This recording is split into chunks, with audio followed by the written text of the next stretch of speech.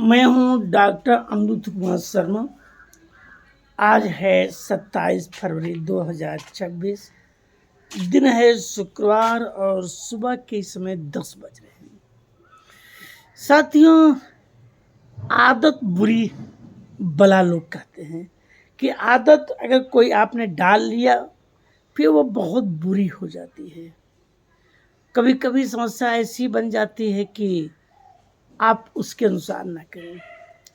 मैं खुद अपने ही बारे में कहूँगा कि मैं कपड़ा जो पहनता हूँ डेली धुलने की आदत हो गई। डेली मतलब अंडर गारमेंट की बात नहीं कर रहा हूँ मैं। अंडर गारमेंट तो समझ में आता है, लेकिन ये अभी ये पैंट शर्ट जूता मोजा जो भी पहना हूँ, कल सुबह ये धुलने जाएंगे। धुलते हैं मतलब हम खुद धुलते हैं, और वॉशिंग मशीन होते हुए भी वॉशिंग मशीन पे भरोसा नहीं करता हूँ मैं।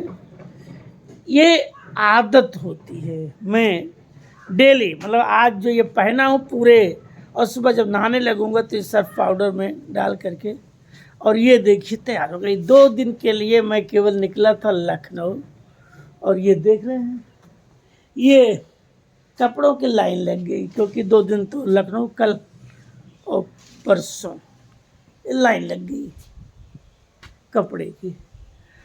आदत बुरी बला है। जब कोई आदत आप डाल लीजिए और बाद में जब आदत के अनुसार नहीं हो पाता है, तब ये बहुत बड़ी समस्या बन जाती है। कहानी कुछ और है, बता कुछ और रहा हूँ, सोच कुछ और रहा हूँ। जीवन की यही सच्चाई है। मेरे साथ ही नहीं, सबके साथ ही होता है कि कभी कभी किसी इंसान को इतना चाहता है कोई इंसान, लेकिन वो इंसान विश्वासघात कैसे करता है। विश्वास का मतलब धोखा या चीटिंग। एक इंसान इतना अच्छा सोचता है उस सामने वाले के बारे में, लेकिन सामने वाला कभी अच्छा सोच ही नहीं पाता, लेकिन वो समाज को दिखाने के लिए अच्छा ही बना होता है। कोई इंसान धोखा देने में ही उसको अच्छाई नजर आती है कि वो धोखा देगा। कुछ लोगों की आदत होती है धोखा देने की, धोखा खाने की नहीं, धोखा देने की। धोखा इसलिए नहीं खा पाते हैं क्योंकि बोलते हैं महादेव की कृपा है। ये महादेव शब्द बहुत खराब भी लगता रहता है कभी। मैं देवों के देव महादेव की बात नहीं कर रहा हूँ। मैं वो बात कर रहा हूँ जो धोखेबाज हैं, जिनकी ब्लड में केवल धोखा ही देना है।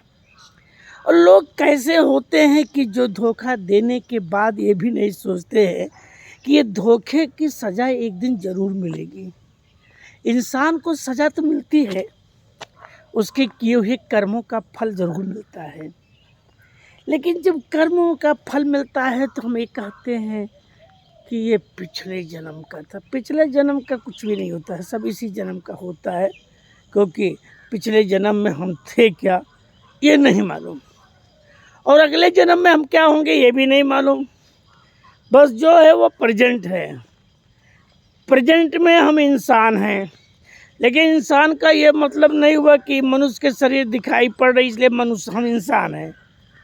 इंसान तो वो होता है जो दूसरे का दुख अपना समझता है, जो दूसरे की खुशी अपना समझता है। जो इंसान बेईमान हैं, धोखेबाज हैं, आशा यही की जाती है कि एक दिन उसको सज़ा मिलेगी। ऊपर वाले पे विश्वास करिए।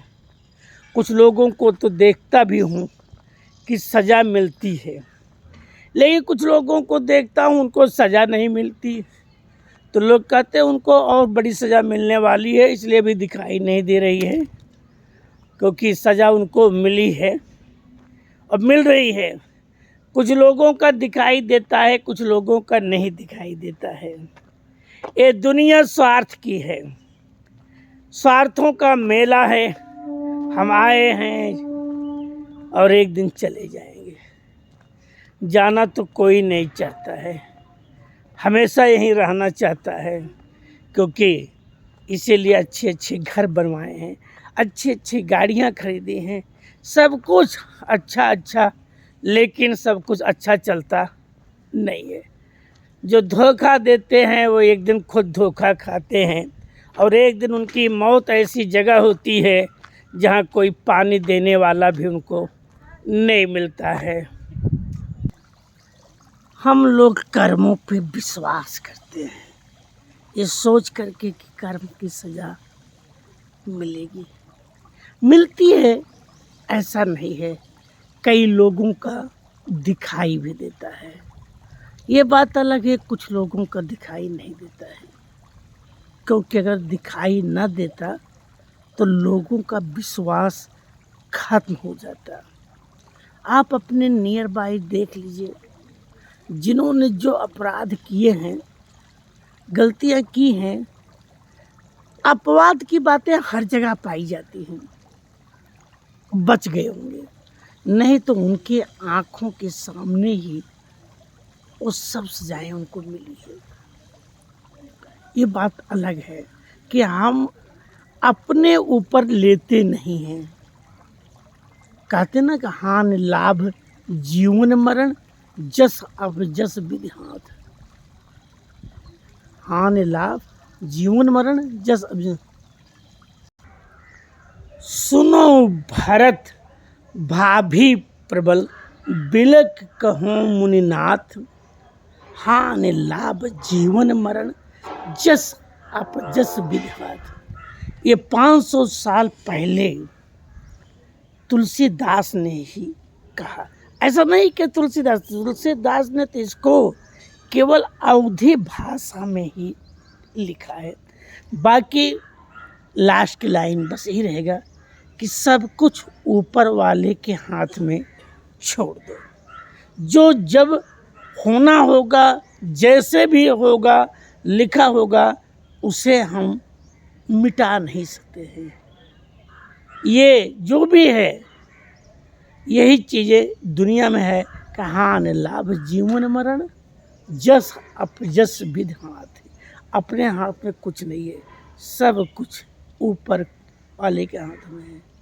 यही है, सुनो भरत भाभी प्रबल, बिलक कहे मुनिनाथ, हानि लाभ जीवन मरण जस अब जस विधि हाथ। और भगवान कृष्ण ने भी गीता में ही कहा है, क्या कहा है, सर्वधर्मान प्रत्यज माम एकम शरणम व्रज, हम तो या सर पाते भूमो से माँ सुचा।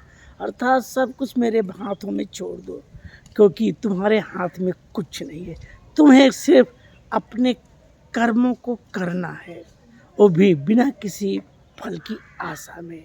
कर्मणेवा अधिकारस्ते माँ फलेश कदाचन।